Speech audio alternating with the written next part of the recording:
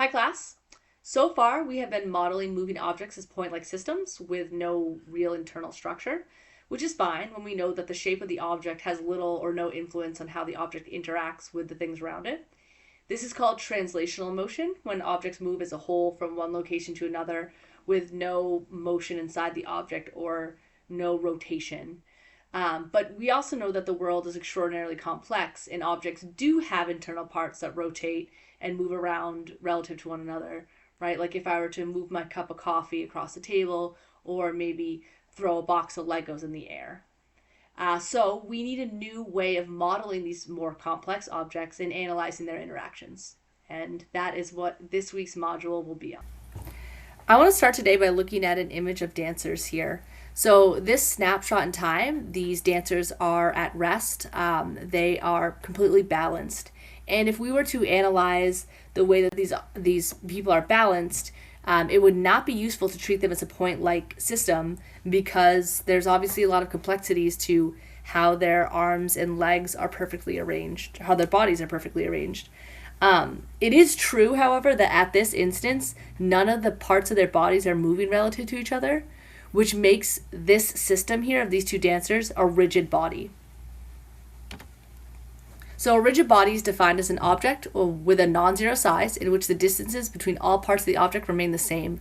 So the size and the shape of the object do not change. Now, here are some examples of rigid bodies. You'll see these come up a lot. The bones in your body, bridges, tables, books, rulers. But it is true, I should say, that everything deforms slightly under some amount of force, at least slightly. So, if you take a book and you apply a large enough force, it is going to deform, meaning that some parts of the book, the distance will change. But it's usually negligible. A rigid body, you can reasonably say that the deformation is negligible. Things that you could not consider rigid bodies are things that have liquid inside of them or loose moving parts. So I want to talk today about center of mass, and in order to really understand the center of mass, I'd like to do a couple of experiments. So if you have a pencil and a piece of cardboard, you can actually try this or the following experiments with me. Experiment here, I have a table or a horizontal flat surface and a piece of cardboard. And if I've placed the piece of cardboard onto that horizontal surface, then we can consider this piece of cardboard a point-like object where, or when we draw a free body diagram of it. We can see that cardboard does not accelerate, so we know that the forces acting on it are balanced. There's the force of gravity pulling down on it, and we generally draw that from some point in the center of this object. And then we have the normal force pushing up on it, and they're balanced. The cardboard doesn't tip. It has zero acceleration. But what if we place the cardboard on the tip of my, or the pencil eraser, right? I put it right here. Well, now I can't get the cardboard to sit at rest on my pencil eraser. It does accelerate, right? It keeps tipping over. Does this imply that the pencil cannot provide enough normal force to keep the cardboard up, or is there some other explanation? So the answer here is that our point-like model falls short in explaining why things tilt. We need a model that explains why things tilt. And this is where rigid bodies come in and why we'll be studying rotational motion. Let's look at another experiment that will be helpful in understanding these concepts. So I have my cardboard heart here and my pencil, and you'll see that as I push on different points on this piece of cardboard with my pencil, the heart will start to turn, right? Like that, or like that. You'll see that it rotates, right? But, there are certain points on the heart and certain directions I can push on where it's not going to turn. Like, let's see, like that. And let me draw a line actually in the direction from that point where I pushed on where it doesn't turn. So more or less like that. And there's several, actually there's essentially an infinite amount of points along this heart and directions I can push at where it's not going to turn.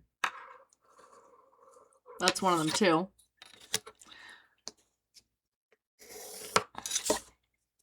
Let's see. Let me try from over here. Okay. And maybe along here as well. Yep, it's not turning. So, you'll probably notice that all the lines that I drew from the points where I moved the heart with my pencil and along that same direction, all those lines intersect at a single point. So there's something special about this point right here on the heart. So that point is called the center of mass. And this point exists on all rigid bodies, and it's often not at the geometric center of the object. It depends on the distribution of mass within the object. So let me try that experiment one more time, but I'm going to change up the distribution of mass slightly. So I'm going to push at this point here in this direction, and you'll see that it does rotate. So now that center of mass has changed. Oops.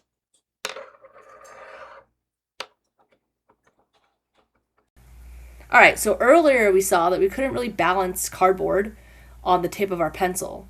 But what if we try to balance it at the center of mass? What do you think will happen then? All right, so here's my center of mass. I'm going to try to balance that on the tip of my eraser.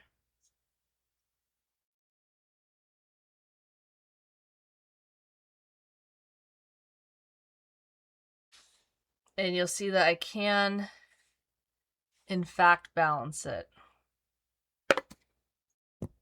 No tape. So as you can see, it balances when the center of mass is placed on the pencil. This is why the center of mass is sometimes called the center of gravity, because we can assume for rigid bodies that the force of gravity acts through the center of mass. So the center of mass is a point where a force exerted on the object pointing directly towards or away from that point will not cause the object to turn. And the location of this point depends on the mass distribution of the object, which brings us to torque. So different forces have different effects on a rigid body depending on where you apply that force. And where you apply that force will be relative to what is called the axis of rotation, which is an imaginary straight line about which an object rotates. Think turning or opening a door. The hinges lie on the axis of rotation of the door. Think about maybe a ballerina spinning on her big toe as she does a pirouette. The axis of rotation for the ballerina would be an invisible line through her big toe, up her leg, and through her body. Think about a dreidel or a top spinning about the handle that you use to spin it. That handle would fall on the axis of rotation. Now, if we want to think about factors that influence the turning ability of a force, it would be useful again to think about our first example of opening a door.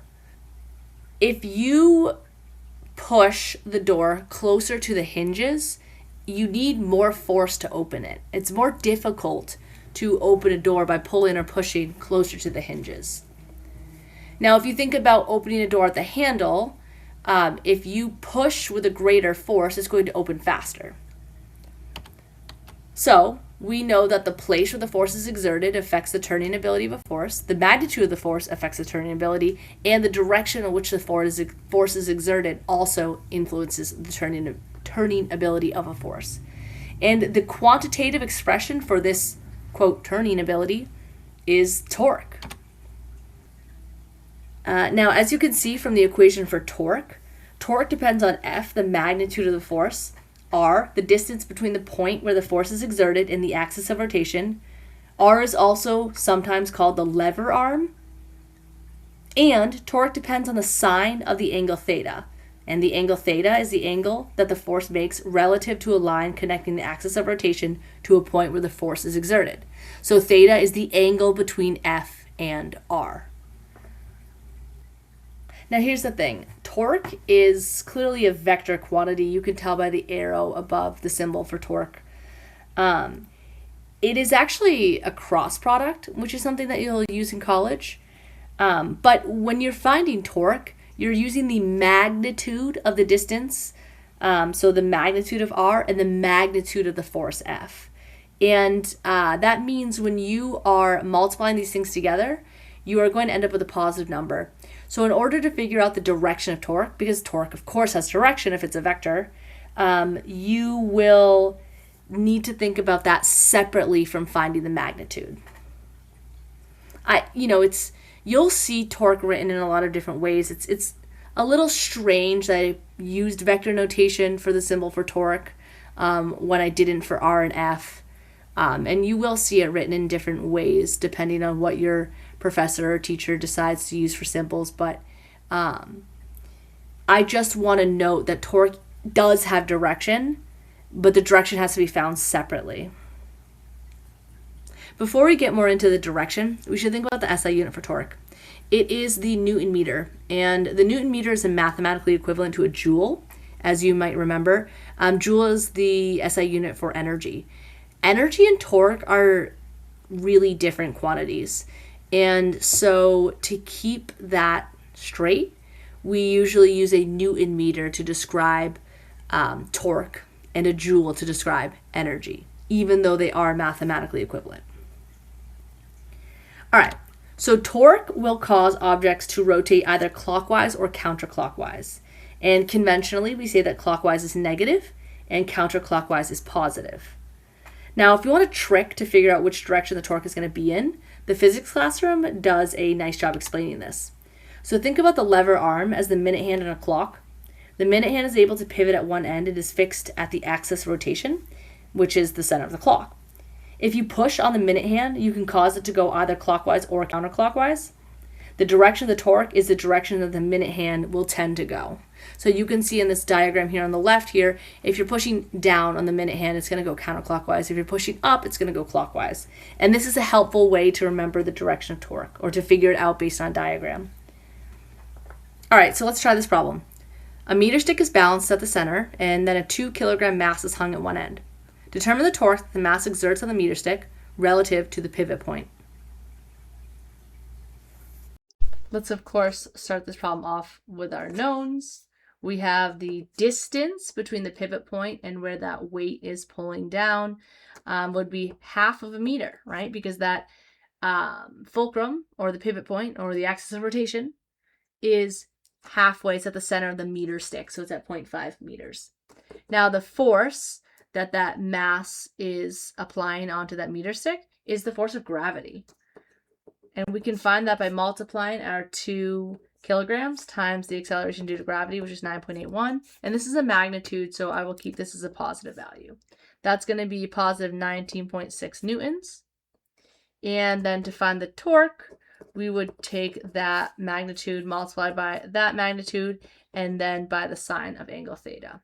So angle theta is 90 degrees here, right? We have our downward force of gravity is applied at an angle of 90 degrees to that lever arm. So the sine of 90 is 1, which makes this quite easy. We just have 19.6 times 0.5 times the sine of 90, which is 1. So that would just be half of 19.6, which is 9.8 newtons. Now this downward force is going to cause this thing to move counterclockwise, which means that this is a positive 9.8 Newton meters. Actually, I forgot my unit for a second, but it's positive because it's a vector. 9.8, that's the magnitude, Newton meters, which is the unit. Let's try one more. A fish pulls on the rod of a fisherman with a force of 68 newtons. The end of the rod is 1.3 meters away from their hands. What is the torque the fish exerted on the rod relative to their hands? So we'll start with our knowns. The distance is 1.3 meters and the magnitude of the force is 68 newtons. Our angle theta is the angle between the between R and F, right? It's the angle between the lever arm and where the force is applied. So I don't know, here's my fishing rod and here is the fishing line. So we're shown in the diagram that we're given this angle is 32 degrees and this is 28. So we want the angle between this lever arm and where the applied force is. And this applied force, right, this is my fishing line right here. So the applied force, or the force we're dealing with here, is the force tension that acts with this fishing line. So this is going to be the angle theta. So 60 degrees, right? 32 plus 28. Now, you could actually also use this 120 degrees. And you get the same answer, right? Because the sine of 60 degrees is the same as the sine of 120 degrees. So either of those angles works. All right, so the torque is equal to R times F times sine theta, which means we have 1.3 times 68 times the sine of 60.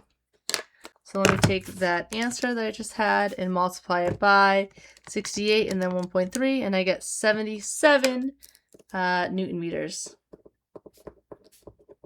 as my torque.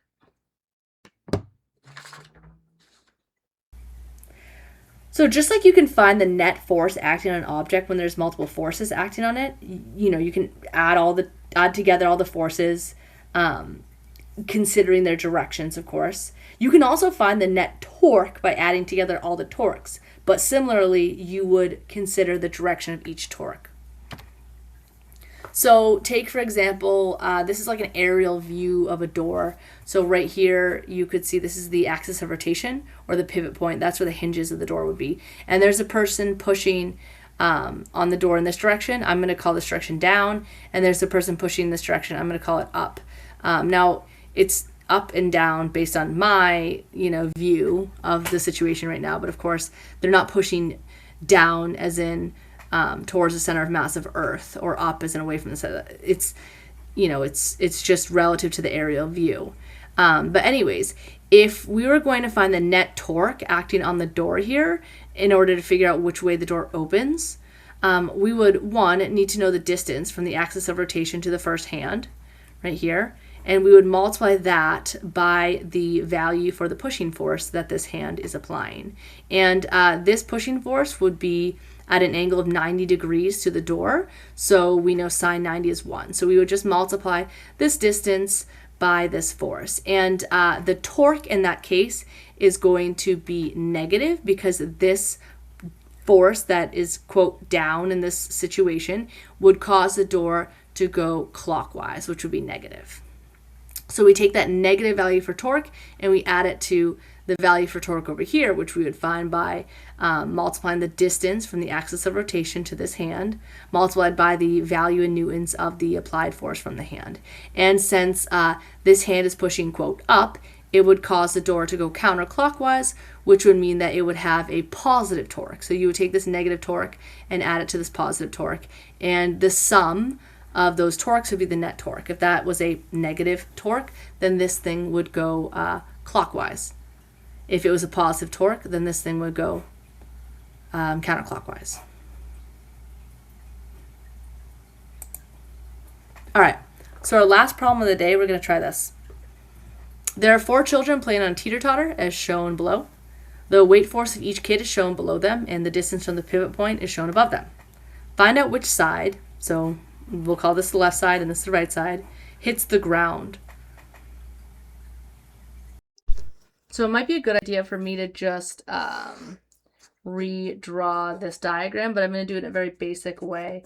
So I have 420 newtons, 280 newtons, 230 newtons, and 510 newtons. Now the distance, we'll call this 1, 2, 3, and 4. So R1 is 1.9 meters, R2 was 1.3 meters, R3 is 1.1 meters, and R4 was 2.1 meters. So I'm going to find the torque provided by each of those kids, right? Which I have as kid 1, kid 2, kid 3, and kid 4. So the first one, this is going to be torque 1, is going to be the distance times the force times the sine of angle theta. Now, angle theta for each one of these is going to be 90 degrees, which means that this piece right here, sine 90, is 1 for all of them. So for child 1, we're 1.9 meters away, and the force we're applying downward is 420 newtons. So this is 798 Newton meters. And I need to figure out now if it's positive or negative. So if this is going to pull this lever arm down, this would be going counterclockwise. So this is going to be positive 798 Newton meters.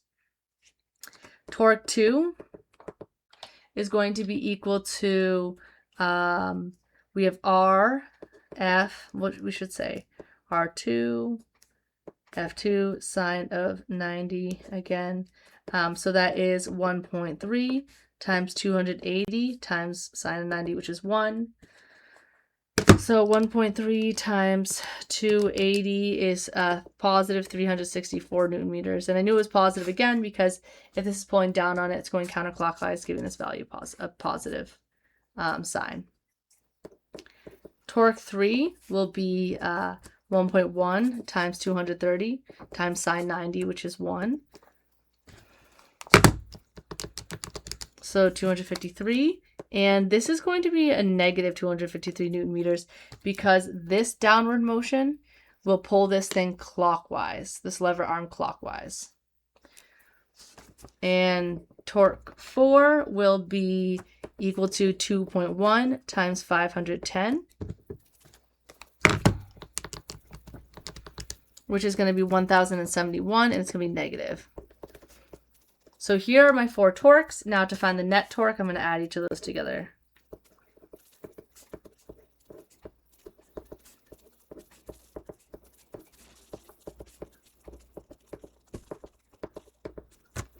So T1 is 798 plus 364 minus 253 minus 1071.